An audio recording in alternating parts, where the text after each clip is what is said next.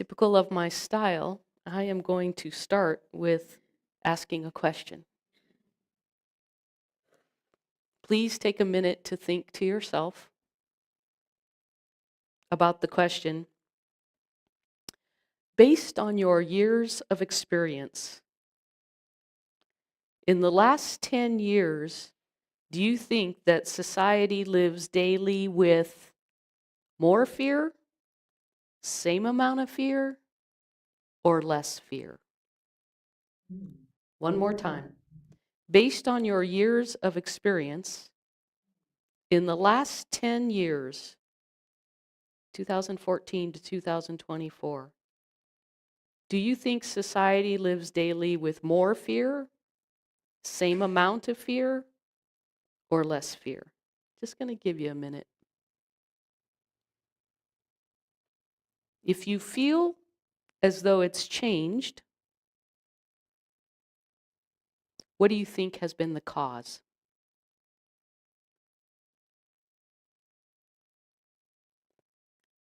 More fear, same fear, less fear.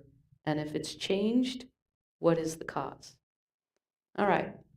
And I forgot to tell Trevor that I was going to be asking questions, so I'll repeat them so that those on camera can hear that. All right, so I want to hear from you. More, less, same, and what's the cause? More. Okay, and Donna, why?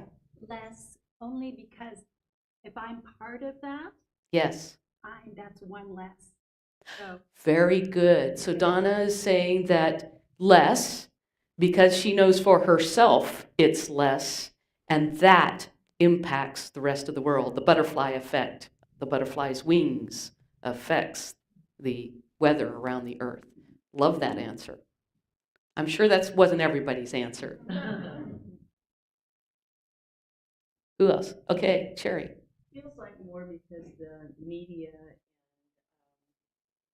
all the technology now, we just get more information that's kind of filled with those things that are happening. Yeah, so you feel more because when you look at the news and you consider the technology and how fast things are moving, Pop-ups and yeah, so much stuff coming at you, it feels like more fear. algorithms. Yeah, algorithms, yeah. Yes, I feel like more because a lot of rights are taken away globally. okay. So more, remind me of your name? Susan. Susan says more because rights are being taken away, it seems like, from humanity, and so then there would be a fear about those rights being taken away. Yeah, Scott. I think it's probably more. And I think it's because the access to the information that we have leads people to spread the bad information. So Scott said more because we have so much more information, and many people are spreading more of the bad The information. algorithms demand the bad. Algorithms show the bad based on people following that. Yes, Kat. More because of so much political unrest in the world. Okay. More, you feel there's more political unrest around the world. It's not just the United States. Yeah, Connie. I say less. I say we hear more Yes. because that's what's being presented. But when I participate in things that are bigger than I am, there are so many people awakening, and there is so much that we're experiencing that's not being shown. So I say it's less. You say it's less because more people are more aware, more people moving towards awakening and understanding, and in that, while you don't hear it or see it, there are more people understanding the aspect of fear. Yeah. Yes, Christine. Try to make this concise. Yes, please. I say more. And I also agree that there are more people awakening. But in terms of the fear, more. And in our teaching, Ernest Holmes says, we do not say peace where there is no peace. And there are more children in different countries in the world starving and horrific things going on than there has been in the past. Yes. And Okay, so more children in the world suffering, I'll shorten that. Wars. And Ernest Holmes said, we do not claim peace where there is no there is no peace. And he's talking about the appearance. He's talking About the what appearance. is demonstrated Yes. in the world. We are not sticking our head in the sand as far as awareness. But, and I know this is what we're going to get to, and what you're ultimately saying is, you do know peace within yourself. And Okay. that's right. So beginning with peace from within. So I'm sure there would be lots more fun conversations to have about this. But why did I start with this question? Because meditation is a spiritual practice. Like riding a bike, the first time you do it, it's not comfortable. You're not sure what you're doing. You hear your mind taking off with you, which may not seem like that's where the peace is at. But like riding a bike, once you practice and once you get an undergirding of that, you can make a difference. We will need more people in the world knowing where the peace is. And where is that? Within each one of us. And, if Trevor doesn't mind, when I came in, because we had changed the Comcast stuff, the camera wasn't working. And of course, we want the people who are online to see our service. And so it's an area where like, oh gosh, things, if you're watching the news, does it not cause your adrenaline to start to take off? Which, okay, as Reverend Christine would say, don't stick your head in the ground, have an awareness. But then, where do you take yourself? Do you ride with that, Because when I think about if anything were to happen in a place and a time, we would need people who know where to find their peace. And when you find your peace, now I'm going to get into brain science, you will be able to think better. Because you will not be in the amygdala firing off on response, oh my God, what do I do? Where do I go? But rather, find the peace. Now think clearly. Now take action, not reaction. So, I did all of that to prime up the Transcendental meditation. I became a practitioner in 1998. So I knew that meditation was a spiritual practice I needed to develop. So I did all kinds of meditations. And they were good. And I still read lots of different books. Dan Siegel from UCLA has a book, and he really puts together multiple formats of Buddhist meditation, although that's not how he says it. There are many forms of meditation. But I have to tell you that after I did Transcendental meditation, it took me deeper. It has just enough structure, not a lot of structure, but just enough structure. And, I'm sure Bruce will speak to it more because this is what he does for a living. But I just have to say to you, for those of you that haven't done meditation, this is a good way to start. And for those of you that have done meditation but not Transcendental meditation, based on my experience, I would say it will take you deeper. And maybe Bruce can describe that. But I am now going to introduce Bruce Saunders, who came from Sacramento. Bob Dylan was a Transcendental meditation teacher who came to CSL Chico a lot after the campfire. So many of us I know were trained, and plus there were people in Chico probably already trained. And then Bob moved, and Bruce took on, so to speak, our region. And Bruce and I have gone back and forth talking a lot in email, but today was the first day we actually got to meet in person. So Bruce, thank you for coming, and we look forward to hearing more about Transcendental meditation.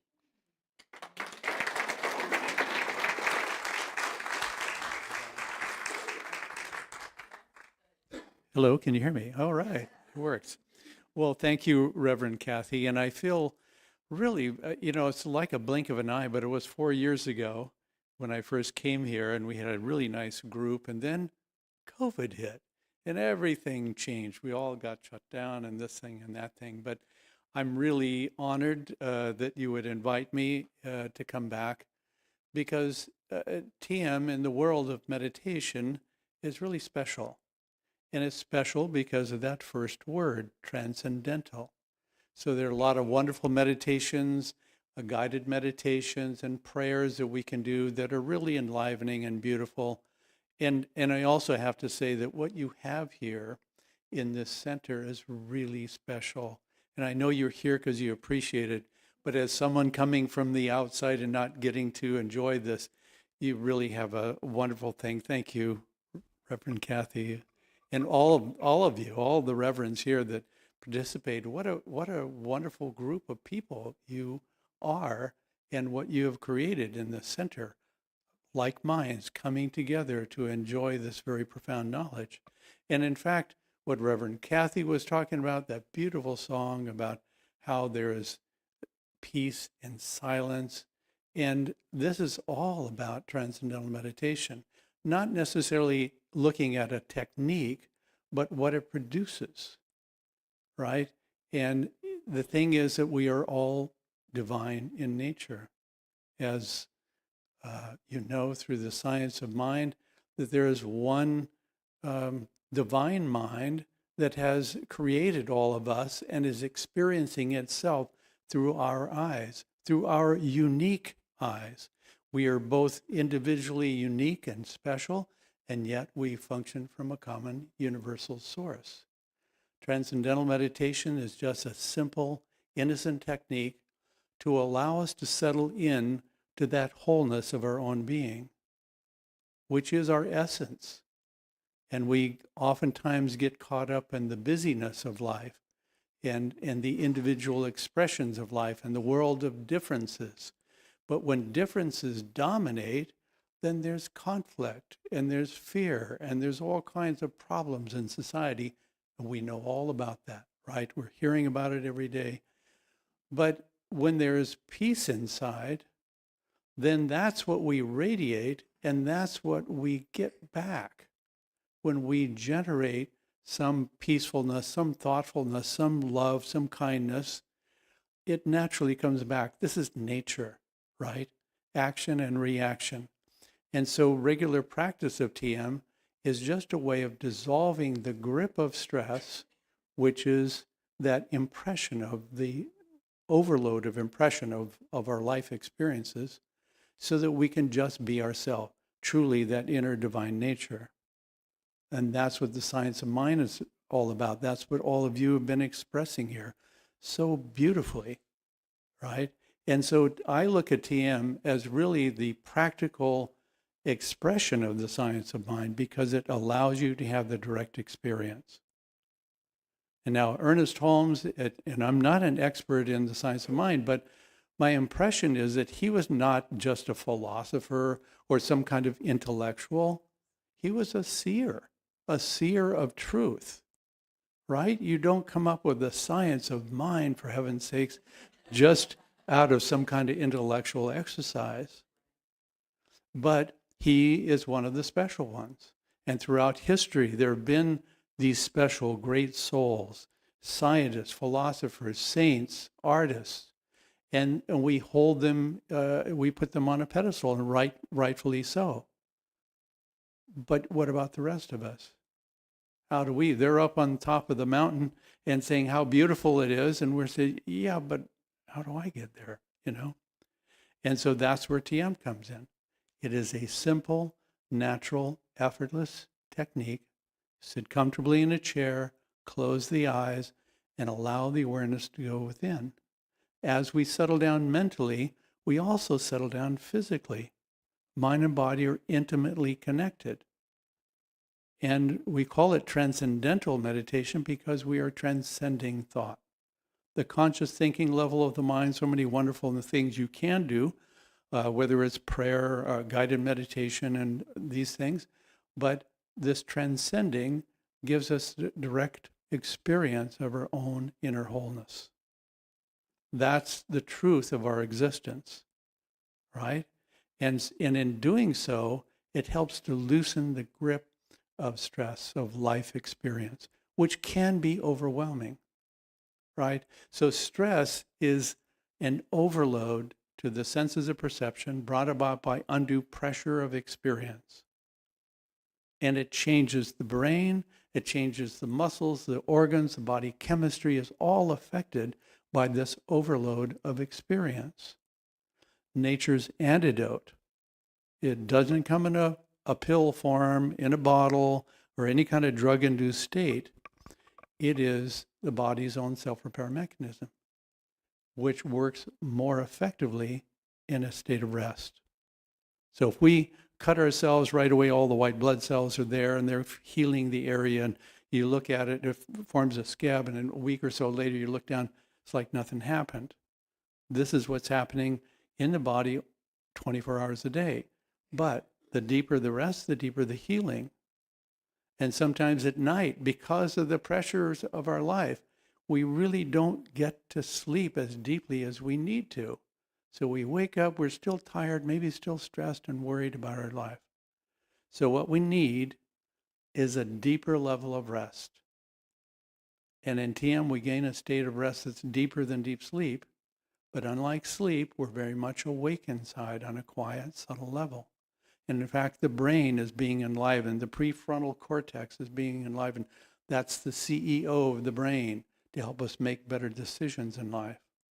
So in a very effortless technique, we're enlivening the mind and body in the deepest way. And it's such a wonderful tool to have for everyday life.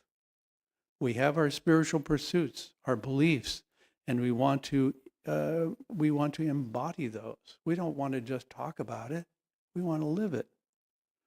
But how can we live that if we're tired and we're stressed and the pressures of life are weighing on us? So again, 20 minutes twice a day is the normal practice of TM, usually before breakfast, before dinner. You make it a part of your daily routine. We brush our teeth twice a day. We meditate twice a day. And we just start to loosen that physical grip of stress without having to analyze, okay, who made me this way and who's responsible, and either negative self-talk or blaming it on anybody. We're just going to loosen the grip of stress in our life and just start to breathe easier, to be more ourselves, and to live that inner divine nature. That is our truth. We have our individual qualities, our likes and our dislikes, but we are all function from that common source. So this is, to me, is the practical method, maybe the missing ingredient, you could say, in all faiths, right? Whether it be the science of mind or Christianity or Hinduism or Buddhism, we all need to connect directly and have that direct experience of the self, the unbounded nature of the self, so that we can understand truly what we're believing, what we profess to believe in, and more importantly, that we begin to live it every day in our life. So our intelligence is not a static thing. We can actually increase our intelligence, and we know this because think about those mornings you wake up and maybe on the wrong side of the bed, didn't get enough rest, and you're a little grumpy and this, and we make mistakes. We say the wrong things or the wrong people, or we do things that cause us all kinds of extra work. Other times we wake up, we're fresh, we're awake and alive, and everything just flows, right? It just flows. So we have these fluctuations in intelligence, and it is governed by the condition of the nervous system. So if we can just address that, just release that stress on a physical level, we will naturally feel easier. We don't have to try to be a good person. We just become a good person. It's our nature. That's how life flows. That's how we get the most out of life, is just by truly being ourselves. And so in TM, it is both a mental experience, but very physical. The release of stress is so critical because stress is such a huge component or cause of disease. If you look up online, you'll see anywhere from 70 to 90% of all the diseases that we experience as humans are caused by stress. And we know it, at least it will aggravate any condition that we have. So if we can back that off 25%, 50%, how much better will our life go? We don't have to have every single disease and every kind of problem to really live life to its fullest. We want to avoid problems before they arise, you know. And so in doing so, if we're thinking more clearly, we're feeling better physically, we are naturally happier. Happiness is our nature. The founder of TM, Maharishi Mahesh Yogi, got this knowledge from his master, who was part of an ancient lineage of Vedic masters. This isn't something which is just cooked up by somebody. It really is an ancient technique. But it's all about enlivening the self so that we can have better relationships. We are the common denominator in every relationship that we have, right? So if we improve ourselves, we've automatically improved every relationship we have. Whether it's just a business relationship, a love relationship, neighbors, driving down the road on the freeway, somebody cuts you off. We're interacting with people all the time. And if we react in a stressful way, that's what happens. We generate more of that. But if we can be a little more patient, a little more calm, and see the job, do the job, but stay out of the misery, so much more fun, right? And guess what? A peaceful world is made up of peaceful people. The forest is green because the trees are green, and there's no way around it, right? But using that analogy of a tree, if it's beginning to wither on the surface, you don't go try to paint the leaves green. You go to a place that's hidden from view. You water the root, right? And by some miracle of nature, nutrients are absorbed from the soil. They travel throughout the tree through this sap, which is not the trunk or the branches or leaves, fruits or flowers. It's none of those things in itself, but it has all the DNA. It has all the nutrients that nourish every aspect of the tree. So practicing TM is like watering the root of our own being. We turn our awareness within, we enliven ourselves mentally, physically, so that every aspect of our mind, body, and behavior is improved. And it starts from the first day. You don't have to wait for years to get somewhere. It really starts from the first meditation, because you're just simply exposing the nervous system to this deep rest. And what but good will come out of that, right? We're enlivening the body, we're enlivening the mind, and that's just the ticket to a better life.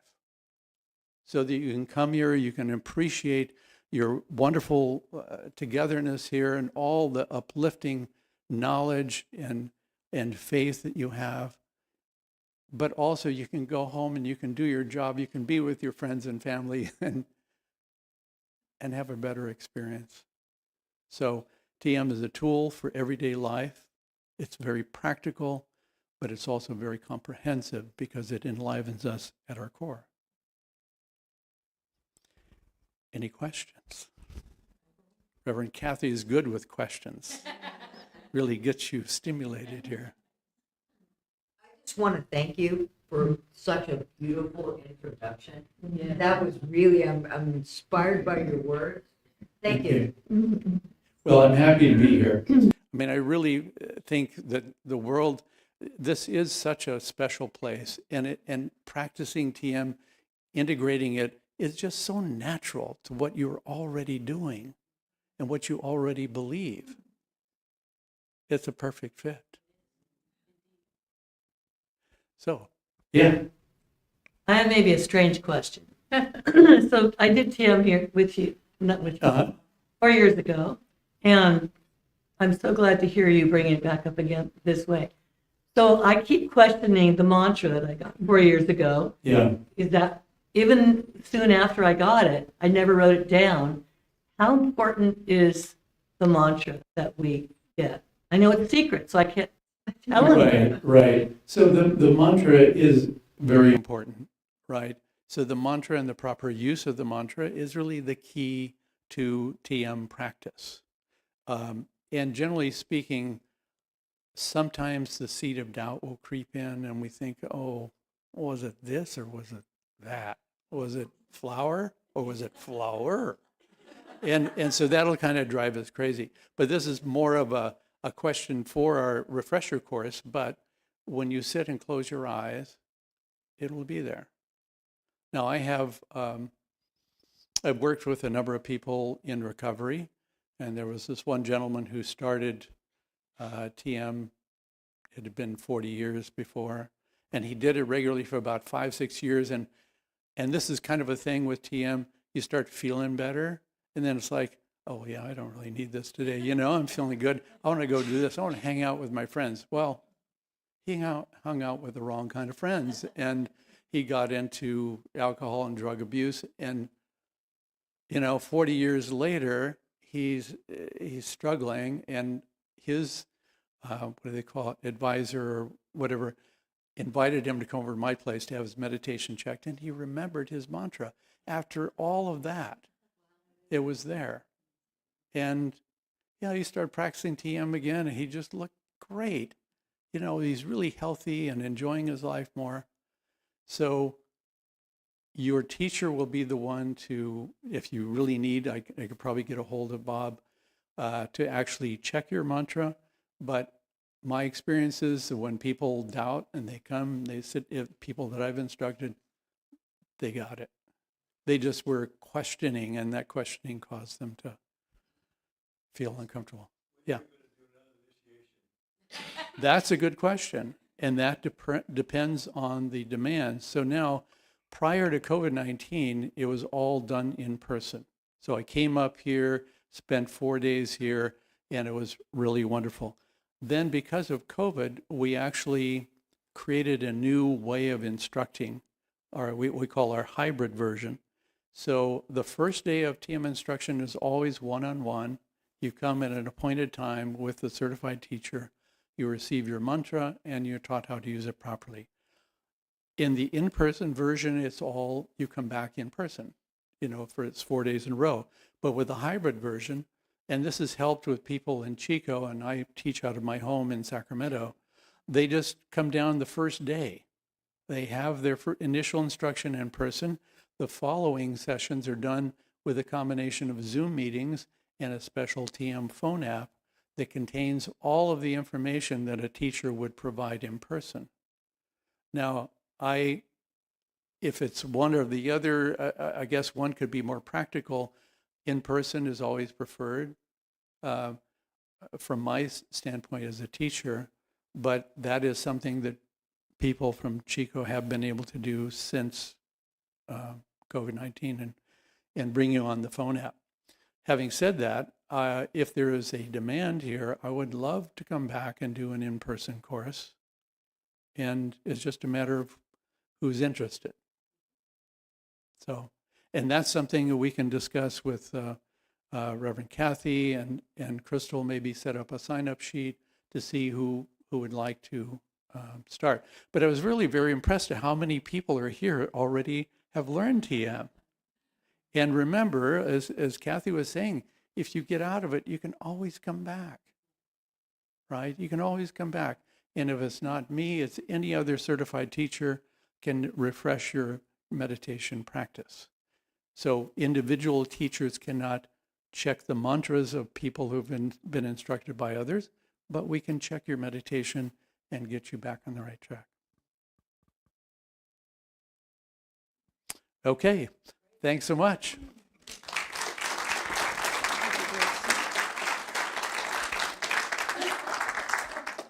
Thank you, Bruce. That was terrific. And yes, please, I'll work with Crystal to have a sign-up sheet, and/or you can email me, revkathy@cslchico.org, and we'll organize a group. It's nice to know who the other people are, because your first day of instruction is individualized, but of course then the remaining follow-up sessions are a group, so it's nice to know who your group is and be able to talk with one another about that. So again, I would just want a special thank you to Bruce to come up today and to share all of that. And I think that in this day and time, it couldn't be more important to find your practice that will help you find your true self. And I loved how you presented that. So thank you.